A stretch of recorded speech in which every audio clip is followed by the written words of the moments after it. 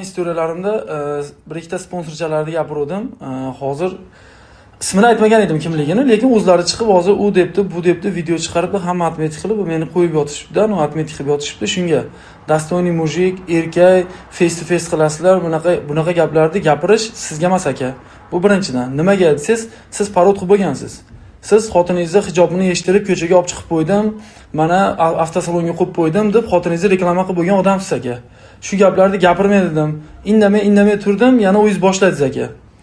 Ha xo'p, akalarga chiqibsiz, Rashid akalarga chiqibsiz, telefon qilishni boshqa qildi. Ha bo'ldi, bu videolarni chiqarishingiz shart emas edi. O'zingiz chiqardingiz, gapirdim. O'zingiz gapingizga atvet bu. Erkaklik, dostoyniylik to'g'risida sizga emas gapirish. Siz o'zi reklama qilib bo'lgansiz xotiningiz aka.